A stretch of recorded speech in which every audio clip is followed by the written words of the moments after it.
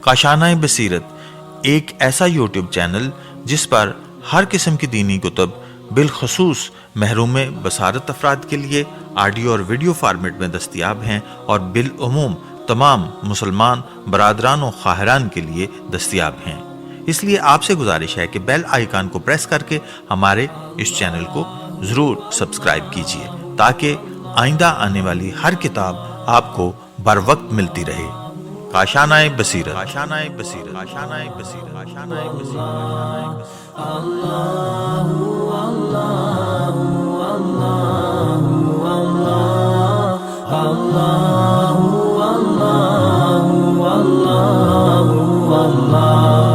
بسم اللہ الرحمن الرحیم۔ السلام علیکم۔ یہ کتاب آپ کے لیے کاشانۂ بصیرت کے یوٹیوب چینل کی جانب سے ریکارڈ کی جا رہی ہے۔ اب ہم کتاب مجالس المومنین کا پارٹ نمبر 7 پڑھیں گے۔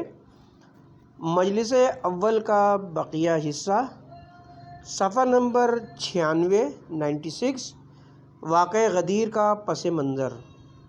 سابقہ اوراق میں اگرچہ ہم حدیث غدیر اور اس کے مفہوم کی اچھی طرح بحث کر چکے ہیں، مگر چاہتے ہیں کہ اس واقعے کے پس منظر کو بھی اجاگر کیا جائے۔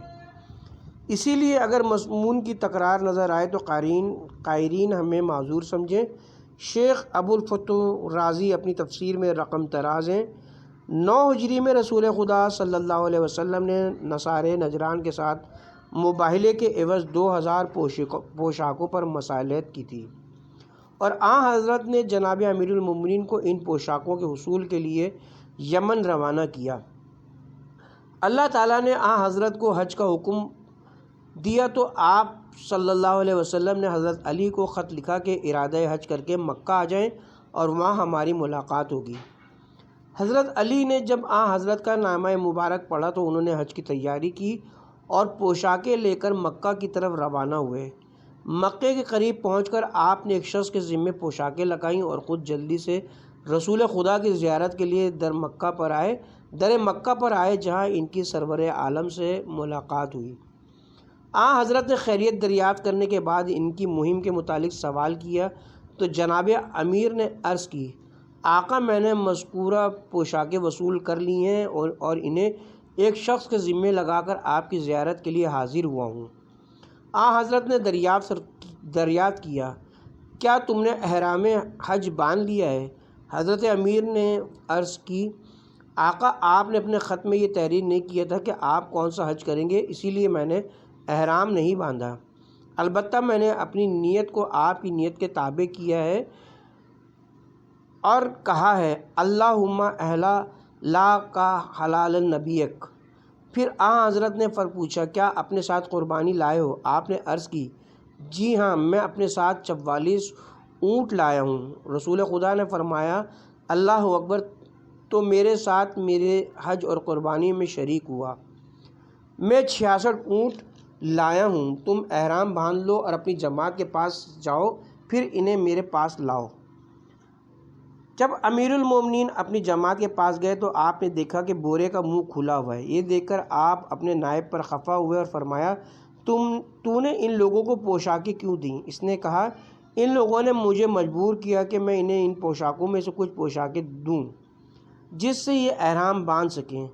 پھر آپ نے حکم دیا کہ ان لوگوں سے پوشاکیں لے لی جائیں اور انہیں یکجا کر کے باندھ دیا جائے، اور فرمایا، جب تک یہ پوشاکیں حضرت کی خدمت میں نہ پہنچیں ان میں کسی قسم کا تصرف نہ کیا جائے۔ آپ کے ساتھیوں کو آپ کی سخت گیری اچھی نہ لگی اور انہوں نے حضرت کے سامنے آپ کی شکایت کی۔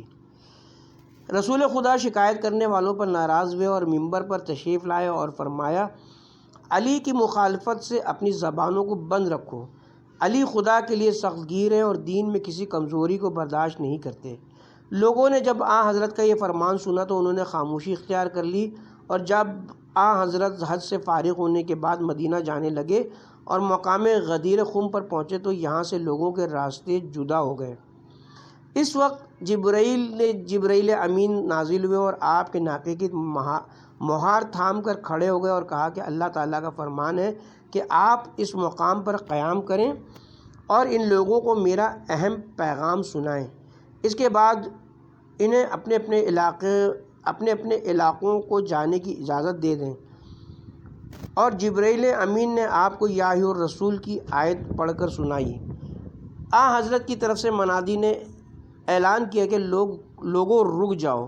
جو قافلے آگے بڑھ چکے تھے انہیں واپس بلایا گیا اور پیچھے آنے والوں کا انتظار کیا گیا۔ وہاں کچھ کیکر کے درخت تھے، لوگ ان درختوں کے سائے میں بیٹھ گئے۔ آپ کے لیے پالانوں کا ممبر بنایا گیا۔ آپ ممبر پر تشریف فرما ہوئے اور انتہائی بلیغ خطبہ ارشاد فرمایا، جس میں حمد و ثنا کے بعد لوگوں کو واعظ و نصیحت فرمائی اور انہیں اپنی رحلت کے قریب ہونے کی خبر دیتے ہوئے ارشاد فرمایا، مجھے میری موت کی اطلاع مل چکی ہے اور میں عنقریب تمہارے درمیان سے رخصت ہو جاؤں گا۔ مجھے بلایا جائے گا تو میں اس بلاوے پر لبیک کہوں گا۔ میں تم میں وہ چیز چھوڑ کر جا رہا ہوں، اگر تم نے اس سے تمسک کیا تو میرے بعد ہرگز گمراہ نہ ہوگے، اور وہ چیز ہے اللہ کی کتاب اور میری اطرت اہل بیت۔ مجھے لطیف و خبیر اللہ نے خبر دی کہ یہ دونوں ایک دوسرے سے جدا نہیں ہوں گے جب تک حوضہ کوثر پر میرے پاس نہ آ جائیں۔ پھر آپ نے آسمان کی جانب انگلی اٹھا کر فرمایا، خدایا گواہ رہنا میں نے پیغام پہنچا دیا۔ اس کے بعد آپ نے مزید کچھ ارشادات فرمائے اور اس کے بعد فرمایا، علی کو مجھ سے وہی منزلت حاصل ہے جو ہارون کو موسیٰ سے تھی، مگر میرے بعد کوئی نبی نہیں ہے۔ آپ نے پھر فرمایا، خدایا گواہ رہنا میں نے پیغام پہنچا دیا۔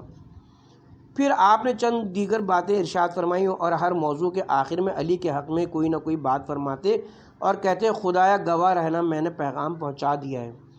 پھر آپ نے علی کو ممبر پر طلب کیا اور علی کا بازو پکڑ کر لوگوں کو دکھایا، اور آپ نے اپنے ہاتھوں کو اتنا بلند کیا کہ بغلوں کی سفیدی نظر آنے لگی۔ پھر کچھ دیر خاموش ہو کر فرمایا، کیا میں تمہاری جانوں پر تم سے زیادہ حق تصرف نہیں رکھتا؟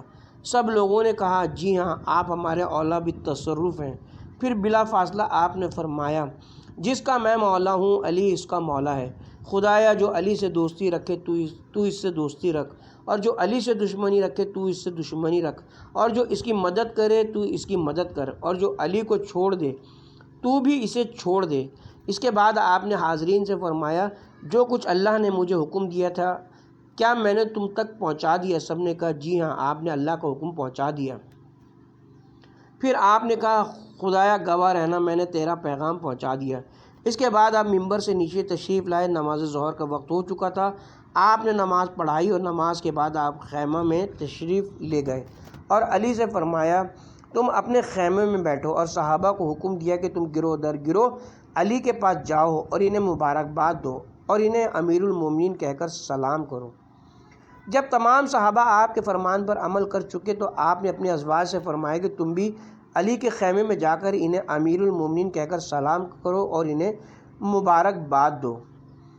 اس موقع پر حضرت عمر نے حضرت امیر کو مبارکباد دیتے ہوئے یہ الفاظ کہے تھے، علی تجھے مبارک ہو، تو میرا اور ہر مومن مرد و عورت کا مولا بن گیا۔ دربار رسول کے شاعر حسان بن ثابت اس موقع پر موجود تھے۔ انہوں نے حضرت سے عرض کی کہ اگر مجھے اجازت ہو تو میں اس واقعے کے متعلق اپنے تازہ اشعار لوگوں کو سنا دوں۔ رسول خدا نے فرمایا، اللہ کا نام لے کر شروع کرو۔ حکم پیغمبر ملتے ہی حسان بلند مقام پر کھڑے ہوئے اور یہ نظم پڑھی۔ غدیر خم کے مقام پر رسول انہیں یہ ندا دیتے تھے اور کہتے تھے کہ تمہارا مولا اور ولی کون ہے؟ وہاں لوگوں نے کسی طرح کی عداوت کا اظہار کیے بغیر کہا، تیرا معبود ہمارا مولا ہے اور تو ہمارا ولی ہے، اور آج آپ ہم میں سے کسی کو اپنا نافرمان ہرگز نہ پائیں گے۔ تو رسول نے کہا، علی اٹھو، میں نے تمہیں اپنے بعد امام و ہادی مقرر کیا ہے، جس کا میں مولا و سرپرست ہوں۔ اس کا یہ ولی ہے، تم اس کے جانثار ساتھی بننا۔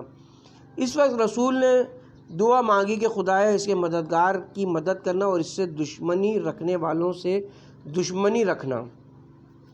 تمام دنیا کو چھوڑ کر رسول نے انہیں مخصوص کیا اور انہیں اپنا وزیر اور بھائی کا نام دیا۔ حسان کا یہ قصیدہ سن کر حضرت نے فرمایا، حسان جب تک تو اپنی زبان سے ہماری مدد کرتا رہے گا، اس وقت تک تو روح القدس سے معید رہے گا۔ اس موضوع پر حضرت کی حیات طیبہ اور آپ کی وفات کے بعد کافی شعراء نے بہت کچھ لکھا۔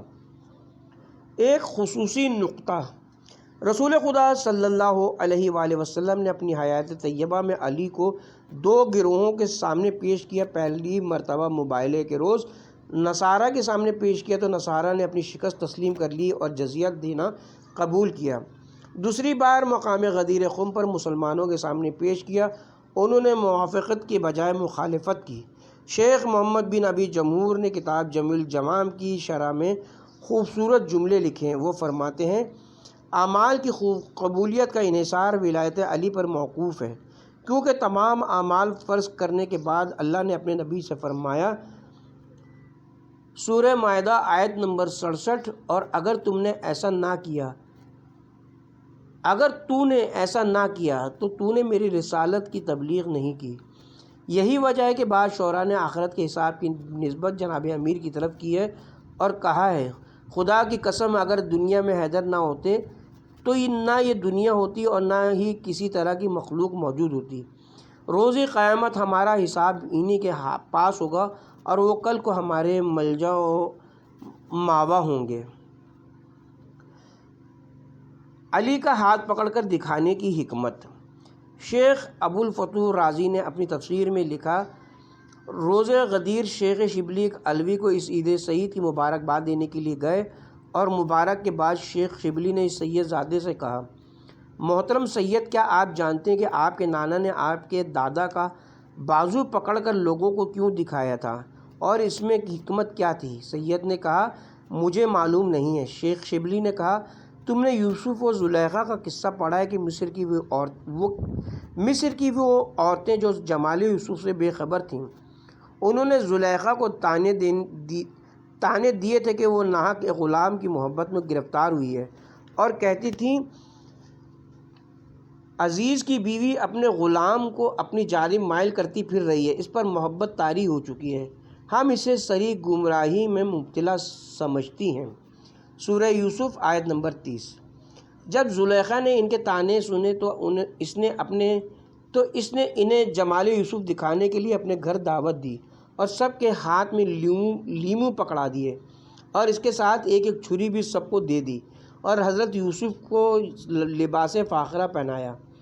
جب عورتوں کی محفل پوری طرح سے آراستہ ہو گئی تو زلیخا حضرت یوسف کے پاس آئی اور کہا، یوسف، میں چاہتی ہوں کہ تم اس دروازے سے گزر کر دوسرے دروازے تک جاؤ۔ حضرت یوسف نے اس کے کہنے پر عمل کیا۔ جب زنان مصر نے جمال یوسف کا مشاہدہ کیا تو وہ بحر حیرت میں ڈوب گئیں اور کہنے لگیں، خدا کی پناہ، یہ انسان نہیں ہے، یہ تو ملک کریم ہے، اور اس وجہ سے اپنی انگلیاں کاٹ بیٹھیں۔ اس وقت زلیخا نے انہیں مخاطب کر کے کہا، یہ وہی ہے جس کی وجہ سے تم مجھے ملامت کرتی ہو۔ سورہ یوسف آیت نمبر 32۔ بین ہی اسی قسم کا واقعہ رسول مقبول کے ساتھ پیش آیا۔ آپ حضرت علی کے فضائل کی احادیث بیان کرتے اور لوگوں کے سامنے علی کی عظمت بیان کرتے تو لوگوں نے زنان مصر کی طرح سے یہ کہنا شروع کر دیا کہ رسول علی کی محبت میں بھٹک چکے ہیں۔ چنانچہ مقام غدیر خم پر آپ نے محفل آراستہ کی اور خدا اور رسول کے محبوب ترین فرد علی کا بازو پکڑ کر فرمایا، دیکھو یہ وہی علی ہے نا جس کی وجہ سے تم مجھے ملامت کرتے ہو۔ آج دیکھو تو صحیح کہ اللہ نے اس کے بارے میں کیا فرمایا اور اللہ نے اسے کیا منزلت عطا فرمائی۔ اگر روز غدیر کی اور کوئی بھی فضیلت بالفرض نہ ہوتی اور صرف الیوم اکملت لکم دینکم کی آیت ہی نازل ہوئی ہوتی تو بھی اس کی عظمت تمام دنوں سے زیادہ ہوتی۔ امام جعفر صادق علیہ السلام نے فرمایا، روز غدیر اللہ کی بہت بڑی عید ہے۔ اللہ نے جتنے بھی انبیاء معبوس فرمائے انہیں حرمت غدیر کا تعارف کرایا اور یہ آسمان و زمین کی عید ہے۔ عبداللہ بن سنان نے امام جعفر صادق علیہ السلام سے روایت کی، آپ نے فرمایا، پچھلے انبیاء نے جب بھی اپنے اولیاء کا تقرر کیا تو غدیر کے دن ہی کیا، اور سنت انبیاء کے تحت رسول خدا نے بھی اسی دن علی کی خلافت و امامت کا اعلان فرمایا اور انہیں اپنا جانشین مقرر کیا۔ الغرض روز غدیر اہل ایمان کی عظیم الشان عید ہے اور کتب زیارات میں اس دن کے بے شمار فضائل لکھے ہوئے ہیں۔ جن میں سے چند فضائل کا تذکرہ ابو الفتوح نے اپنی تفسیر میں بھی کیا ہے۔ شائقین ان کتابوں کی طرف رجوع کریں۔ فدق صاحب مجموع بدان لکھتے ہیں، فدق حجاز کا ایک قریہ ہے اور مدینہ طیبہ کے 2 دن کی مسافت پر واقع ہے۔ بعض لوگ کہتے ہیں کہ 3 دن کا سفر ہے۔ وہ خیبر کے یہودیوں کی ملکیت تھا جو مصالحت کے تحت رسول مقبول کے تصرف میں آیا اور وہ خالص حضرت کی جاگیر تھا۔ اس میں چشمے اور خرما کے بہت سے درخت تھے۔ کتاب ظرائف میں امام موسیٰ کاظم علیہ السلام سے مروی ہے، جب ان سے حدود فدق کے متعلق پوچھا گیا تو انہوں نے اس کی پہلی حد تخت مصر ہے، دوسری حد دومت الجندل ہے، تیسری حد ینما ہے اور چوتھی حد مدینے کا جبل احد ہے۔ اس حدیث کے متعلق ہم آگے چل کر عرض کریں گے۔ بہرنو فدق سے ایک قریہ مراد ہے اور جب بغیر کسی جنگ و جدال کے اللہ تعالیٰ نے اپنے نبی کو اس کا مالک بنایا تو قرآن مجید کی یہ آیت نازل ہوئی، اپنے رشتہ داروں کو ان کا حصہ دو۔ سورہ بنی اسرائیل آیت نمبر 26۔ چنانچہ حضرت نے فدق کی جاگیر اپنی دختر کو ہبہ کر دی اور وفات پیغمبر تک جناب سیدہ اس کی متصرف تھیں۔ جب ابو بکر خلیفہ منتخب ہوئے تو انہوں نے سیدہ کے وکیل کو وہاں سے نکال دیا۔ جب حضرت سیدہ کو اس واقعے کی اطلاع ملی تو انہوں نے خلیفہ سے اپنی جاگیر کی واپسی کا مطالبہ کرتے ہوئے فرمایا، یہ جاگیر مجھے میرے والد نے ہبہ کی تھی، لہٰذا تمہیں اس پر تصرف کا کوئی اختیار نہیں ہے۔ حضرت ابو بکر نے قانون شریعت کے خلاف سیدہ سے گواہ طلب کیے اور حضرت امیر اور ام سلمہ نے گواہی دی، لیکن حضرت ابو بکر نے ان کی تصدیق نہ کی اور فدق کو سرکاری تصرف میں لے لیا، جبکہ انہوں نے ازواج رسول کے حجرے بغیر کسی گواہی اور بینہ کے ان کے حوالے کیے تھے۔ بہرحال فدق واپس لینے کا مقصد صرف یہی تھا کہ اہل بیت رسول پر عرصہ حیات تنگ کر دیا جائے اور انہیں فقر و فاقہ کی چکی میں پیس دیا جائے تاکہ ان کی غربت کی وجہ سے کوئی بھی ان کی طرف متوجہ نہ ہو، اور عملی اعتبار سے یہ عمل اس آیت کے مطابق تھا۔ اور یہ منافق وہی تو ہیں جو کہتے ہیں کہ رسول خدا کے پاس بیٹھنے والوں پر کچھ بھی خرچ نہ کیا کرو یہاں تک کہ وہ نکل جائیں۔ سورہ منافقون آیت نمبر 7۔ کتاب ظرائف میں مخالفین کے بعض سربراہوں سے روایت کی گئی، جب حضرت سیدہ نے حضرت ابو بکر سے فدق کا مطالبہ کرتے ہوئے کہا، فدق میرا حق ہے کیونکہ میرے والد علیہ السلام نے مجھے ہبہ کیا ہے۔ حضرت ابو بکر نے کہا، میں یہ گمان کرتا ہوں کہ تو نے میراث پیغمبر سمجھ کر اس پر تصرف حاصل کیا ہے، جبکہ حضرت کا فرمان ہے، ہم گروہ انبیاء کا کوئی وارث نہیں ہوتا، ہم جو چھوڑ جائیں صدقہ ہوتا ہے، لیکن مجھے اب معلوم ہوا ہے کہ تمہارے تصرف کی بنیاد میراث کی بجائے ہبہ پر ہے، میں تمہیں فدق کی واپسی کے احکام تحریر کر دیتا ہوں۔ پھر انہوں نے فدق کی واپسی کے لیے تحریر لکھ کر سیدہ کو دی۔ جب حضرت عمر نے یہ خبر سنی تو انہوں نے اس کاغذ کو لے کر پھاڑ دیا اور کہا، فاطمہ علی بن ابی طالب کی زوجہ ہیں اور اس کے فائدے میں اس کے شوہر کو بھی فائدہ پہنچتا ہے، لہٰذا اس سلسلے میں علی کی گواہی کوئی اہمیت نہیں رکھتی، اور بعد میں 2 عورتیں رہتی ہیں تو ہم 2 عورتوں کی گواہی کافی نہیں سمجھتے۔ حضرت فاطمہ نے فرمایا، کیا تم نے رسول خدا صلی اللہ علیہ وسلم کا یہ فرمان سنا ہے کہ ام ایمن اور اسماء جنتی خواتین ہیں، اور اگر یہ میری ناحق گواہی دیں تو حدیث نعوذ باللہ باطل ہو جائے گی، اور حدیث کا باطل ہونا محال ہے، لہذا تمہارا موقف غلط ہے۔ شیخین نے سیدہ کے فرمان پر توجہ نہ دی۔ اس وقت آپ اپنی مظلومیت کو دیکھ کر آپ دیدہ ہوئیں اور واہ محمدہ کہتی ہوئی گھر واپس آئیں اور پھر بیمار ہو گئیں، اور عالم مرض میں اپنے شوہر کو وصیت کی تھی کہ میرے جنازے میں ابو بکر و عمر شامل نہ ہوں۔ سیدہ سلام اللہ علیہما کی محرومی میں بنیادی کردار حضرت عمر نے ادا کیا تھا، اسی لیے نحویوں کا پرانا مقولہ ہے، عدل عمر تقدیری ہے۔ اور شاہ طاہر علیہ الرحمہ نے اپنے قصیدے میں لکھا، عدل تقدیری اور تقدیر عدالت ابس ہے، کیونکہ مسئلہ فدق میں اس کی تحقیق ہو چکی ہے۔ صحیح بخاری جلد پنجم اور صحیح مسلم جلد سوم میں منقول ہے۔ فدق سے محرومی کی وجہ سے سیدہ حضرت ابو بکر پر غضبناک ہوئیں اور ان سے قطع تعلق کر لیا، اور جب تک زندہ رہیں ان سے کلام تک نہ کیا، اور جب ان کی وفات ہوئی تو ان کے شوہر علی ابن ابی طالب علیہ السلام نے ان کی نماز جنازہ پڑھی اور رات کے وقت دفن کر دیا، اور ابو بکر و عمر کو سیدہ کی وصیت کے مطابق کی وصیت کی وجہ سے اطلاع تک نہ دی۔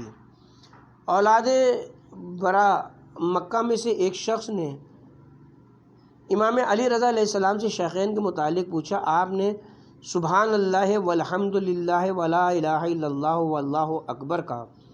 سائل کا اصرار بڑھا تو آپ نے فرمایا تم بس اتنا سن لو کہ ہماری نیک ماں نے جب دنیا سے رحلت کی تھی تو وہ ان پر ناراض تھیں۔ ان کی رحلت کے بعد ہمارے پاس کوئی اطلاع نہیں پہنچی کہ وہ راضی ہو چکی ہیں۔ عمر بن عبدالعزیز کا کارنامہ۔ جب حضرت عمر بن عبدالعزیز خلیفہ منتخب ہوئے تو انہوں نے فدق کی جاگیر بنی مروان سے لے کر اولاد فاطمہ کے حوالے کر دی۔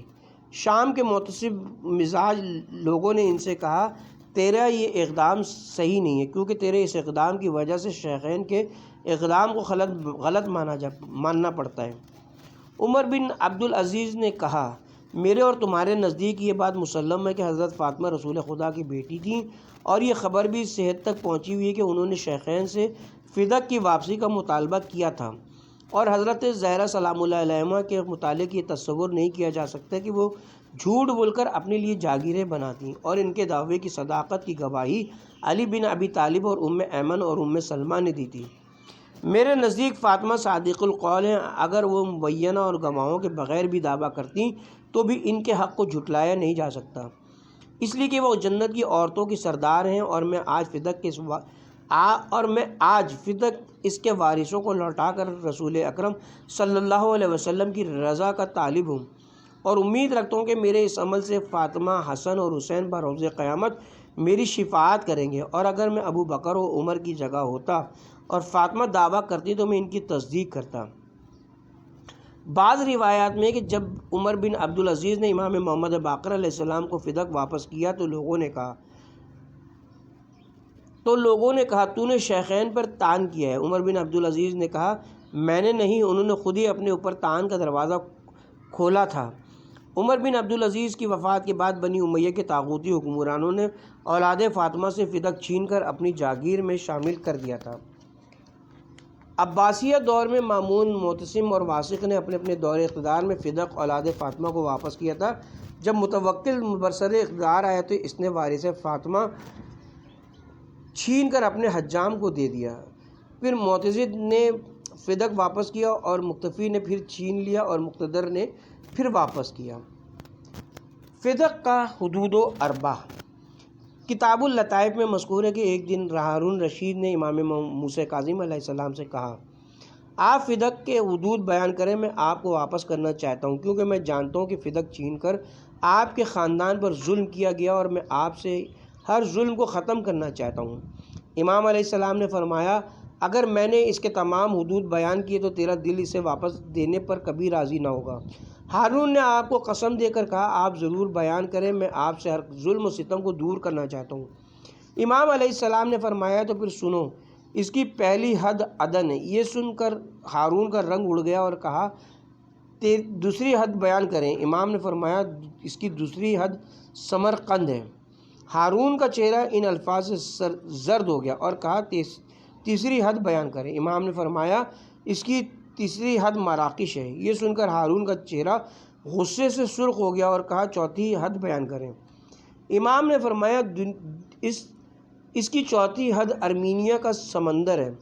یہ سنتے ہی ہارون کا رنگ کالا سیاہ ہو گیا، کچھ دیر تک سر جھکائے بیٹھا رہا، پھر سر اٹھا کر کہا قاضی میں تمہارا مقصد سمجھ گیا، ان الفاظ سے تو نے مجھے یہ پیغام دیا کہ بنی عباس نے غاصبانہ قبضہ کر رکھا، یہ ساری حکومت بنی فاطمہ کا حق ہے۔ امام علیہ السلام نے فرمایا میں نے تجھے پہلے ہی کہہ دیا تھا کہ جب تو اس کے حدود سنے گا تو تیرا دل واپسی کے لیے آمادہ نہ ہو سکے گا۔ امام کی اس گفتگو کی وجہ سے ہارون کے سینے میں آپ کی عداوت نے جڑ پکڑ لی۔ چنانچہ کچھ عرصے بعد اس نے آپ کو قید کیا اور آخرکار زیر ستم سے آپ کو شہید کر دیا۔ لاوارثی حدیث روایت میں ہے جب حضرت سیدہ سلام اللہ علیہ نے اپنا حق وراثت طلب کیا تو جواب میں خلیفہ نے کہا کہ آپ کے والد ماجد صلی اللہ علیہ وآلہ وسلم کا فرمان ہے، ہم گروہ انبیاء کا کوئی وارث نہیں ہوتا، ہم جو چھوڑ جائیں وہ صدقہ ہے۔ حضرت سیدہ سلام اللہ علیہ نے فرمایا اگر یہ بات سچ ہے تو بتاؤ کیا حضرت سلمان نے اپنے والد حضرت داؤد کی میراث حاصل نہیں کی تھی؟ جبکہ قرآن مجید یہ گواہی دیتا ہے سلمان داؤد کے وارث بنے، سورہ نمل آیت نمبر 16۔ اور کیا حضرت زکریا نے اپنے وارث کے لیے اللہ سے دعا نہیں مانگی تھی؟ اور کیا اللہ نے اسے یحییٰ عطا نہیں کیا تھا؟ جبکہ اللہ تعالیٰ نے فرمایا کہ رب سے یہ دعا مانگی، سورہ مریم آیت نمبر 5 اور 6۔ پروردگار میں اپنے پیچھے اپنے چچا زاد لوگوں سے ڈرتا ہوں اور میری بیوی بانجھ ہے، تو اپنی طرف سے مجھے وارث عطا کر جو میرا وارث ہو اور آل یعقوب کی جو میراث مجھ تک پہنچی ہے اس کا وارث ہو، اور خدایا اسے پسندیدہ شخصیت بنانا۔ پھر حضرت سیدہ نے فرمایا بھلا یہ کیسے ممکن ہے کہ رسول خدا نے اپنے شرعی وارثوں کو تو نہیں بتلایا کہ میرے بعد میری جائیداد میں میراث کا اجر نہیں ہوگا، جبکہ حضرت کے لیے ایسا کرنا انتہائی ضروری تھا، کیونکہ اللہ تعالیٰ نے فرمایا آپ اپنے قبیلے کے قریب ترین افراد کو تبلیغ کریں، سورہ شعراء آیت نمبر 214۔ علاوہ ازیں اللہ تعالیٰ نے فرمایا ایمان والو اپنی اور اپنے اہل خاندان کی جانوں کو عذاب دوزخ سے بچاؤ، سورہ تحریم آیت نمبر 6۔ مذکورہ آیت کے تحت رحمت للعالمین کی شرعی ذمہ داری بنتی تھی کہ آپ اپنے وارثوں کو فرماتے کہ میرے بعد کسی سے میراث کا مطالبہ نہ کرنا۔ اور تم کیا یہ تصور کر سکتے ہو کہ حضرت نے اتنا بڑا شرعی مسئلہ اپنے خاندان سے پوشیدہ رکھا، اور اگر وہ میراث حاصل کر لیتے تو یقیناً گناہ گار قرار پاتے اور گناہ گار ہونے کی وجہ سے عذاب دوزخ کے مستحق بن جاتے، تو آخر اس صورت میں حضرت نے انہیں یہ مسئلہ کیوں نہ بتایا اور تجھے اکیلے کو جسے میراث میں سے کچھ نہیں ملنا تھا تنہائی میں یہ بات فرما گئے۔ ملا قوشجی کی وکالت۔ علماء اہل حکومت کو آج تک مسئلہ میراث و فدق نے جس قدر زج کیا ہے شاید کسی مسئلے نے انہیں اتنا زج نہیں کیا، اور حضرت سیدہ کا منصفانہ مطالبہ ماننے کے بجائے ہمیشہ انہوں نے اہل حکومت کی ناجائز وکالت کی ہے۔ چنانچہ قوشجی لکھتے ہیں حاکم کو یہ اختیار نہیں ہے کہ وہ ایک مرد اور ایک عورت کی گواہی کو بنیاد بنا کر ان کے حق میں فیصلہ کرے، اگرچہ مدعی معصوم بھی کیوں نہ ہو۔ البتہ حاکم کو یہ حق حاصل ہے کہ وہ اپنے علم کے مطابق فیصلہ کرے اگرچہ گواہ بھی موجود نہ ہو۔ بھلا اہل حکومت کے وکلاء کو کیسے سمجھایا جائے کہ ان کا موقف سرتاپا غلط ہے، کیونکہ جب کہیں مدعی معصوم ہو تو حاکم کو یہ علم ہو جاتا ہے کہ چونکہ مدعی معصوم ہے لہٰذا وہ غلط دعویٰ ہرگز نہیں کر سکتا۔ اب اس مقام پر قوشجی کا آخری جملہ پہلے جملے کی تردید کرتا ہے، کیونکہ انہوں نے لکھا ہے کہ حاکم کو یہ حق حاصل ہے کہ وہ اپنے ذاتی علم کے تحت فیصلہ صادر کر سکتا ہے اگرچہ گواہ کوئی بھی نہ ہو۔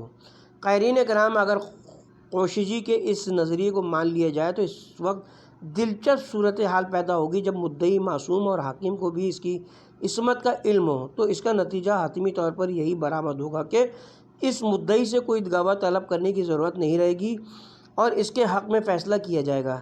لیکن قضیہ فدق میں ساری صورتحال ہی الٹ ہے، کیونکہ نمبر 1 سیدہ کا دعویٰ حضرت ابوبکر کے خلاف تھا، یا کم از کم سیدہ کا دعویٰ حکومت اقدام کے خلاف تھا، اور اس حکومت کے سربراہ بھی حضرت ابوبکر تھے۔ دونوں صورتوں میں فریق ثانی وہی تھے، اور چشم فلک نے عدلیہ کی زندگی میں آج تک ایسی مثال نہیں دیکھی کہ ملزم بھی وہی ہو اور منصف بھی وہی ہو۔ نمبر 2 حضرت سیدہ فدق پر متصرف تھیں اور فدق ان کے قبضے میں تھا۔ اب جب کہ حضرت ابوبکر سیدہ کی جاگیر کو چھین لیا تو حق تو یہ بنتا تھا کہ وہ اس زمین کے واپس لینے کے عمل کی صفائی پیش کرتے اور اپنے گواہ پیش کرتے، لیکن الٹا گواہ اسی سے طلب کیے گئے جس کا قبضہ موجود تھا۔ حضرت سیدہ کی فراخ دلی کی اس سے بڑھ کر اور کیا مثال ہو سکتی ہے کہ انہوں نے حضرت علی، امام حسن اور امام حسین علیہ السلام کی گواہی پیش کی۔ قائرین کرام اس مقام پر تھوڑی دیر کے لیے رک جائیے اور دیکھیں کہ سیدہ نے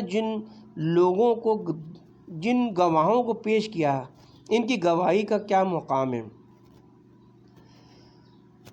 حضرت علی علیہ السلام سورہ ہود آیت نمبر 17 کے مطابق نبوت مصطفیٰ کے گواہ ہیں۔ اگر ان کی گواہی قابل قبول نہیں ہے تو پھر ساری کی ساری نبوت ہی مشکوک ہو جائے گی، کیونکہ اس کے گواہ بھی علی ہیں۔ نمبر 3، اس دعوے کی مدعیہ حضرت فاطمہ الزہرا سلام اللہ علیہ تھیں اور گواہ حضرت علی اور حسنین کریمین تھے۔ اب دیکھیں کہ ان 4 افراد کی گواہی کی قدر و قیمت کیا ہے۔ آپ کو یاد ہوگا کہ نجران کے نصارہ نے حضرت سے حضرت مسیح علیہ السلام کے ابن اللہ ہونے پر بحث کی تھی۔ اللہ تعالیٰ نے آیات بھیجی، انہوں نے نہ مانی، پھر اللہ تعالیٰ نے مباہلے کو حکم دیا تو رسول خدا مباہلے کے لیے انہی 4 زواد قدسیہ کو اپنے ساتھ لے گئے تھے۔ عیسائیوں نے ان کے آنے کی حیا کی تھی اور مباہلے سے معافی مانگ کر جزیہ دینا قبول کر لیا تھا۔ اب اگر خدا نہ خواستہ ان کی گواہی قابل قبول نہ ہوتی تو حضرت حکم الہی کے تحت صرف انہی زوات کو اپنے ساتھ بطور نمونہ لے کر کیوں گئے تھے؟ معصوم کے دعوے کے لیے گواہوں کی ضرورت نہیں ہوتی۔ اہل حکومت کے وکلاء تو کہتے ہیں کہ اگر مدعی معصوم بھی کیوں نہ ہو پھر بھی گواہوں کی ضرورت ہے۔ آئیے ہم آپ کی توجہ دنیا اسلام کی ایک مشہور واقعے کی طرف مبذول کرائیں۔ ایک دفعہ کا ذکر ہے کہ رسول خدا صلی اللہ علیہ وسلم نے ایک اعرابی پر دعویٰ کیا کہ میں نے اس کا یہ گھوڑا خریدا ہے اور اب یہ گھوڑا دینے پس و پیش کر رہا ہے۔ اعرابی نے گھوڑا بیچنے کا انکار کیا اور کہا کہ میں نے سرے سے گھوڑا بیچا ہی نہیں ہے۔ اتنے میں حضرت خزیمہ بن ثابت انصاری آئے اور کہا کہ میں گواہی دیتا ہوں کہ تو نے رسول خدا صلی اللہ علیہ وسلم کو گھوڑا بیچا ہے۔ رسول خدا نے فرمایا، خزیمہ تم تو خرید و فروخت کے وقت موجود نہ تھے، تم نے یہ گواہی کیوں کر دی؟ خزیمہ نے جواب دیا، یا رسول اللہ، جب ہم آسمانی خبروں کے متعلق آپ کو صادق مانتے ہیں تو گھوڑے کے متعلق آپ کی تصدیق کیوں نہ کریں؟ حضرت خزیمہ کے اس جواب سے متاثر ہوئے اور اسے ذوالشہادتین کا لقب عطا فرمایا، اور اس دن سے اکیلے خزیمہ کی گواہی 2 گواہوں کے برابر مقصور ہوتی تھی۔ جب خزیمہ کی گواہی اتنی معتبر ہے تو علی و فاطمہ اور حسن و حسین آیت تطہیر میں داخل ہیں۔ آیت تطہیر ان کی عصمت کی گواہ ہے، اور کونوا ما صادقین کی آیت ان کی صداقت کی دلیل ہے۔ تو کیا ان کی گواہی کی حیثیت خزیمہ کی گواہی جتنی بھی نہیں تھی، جنہیں خلیفہ نے مسترد کرتے ہوئے بنت پیغمبر کو ان کی میراث سے پدری سے محروم کر دیا؟ اس کے ساتھ ہی یہاں پر پارٹ نمبر 7 کا اختتام کرتے ہیں۔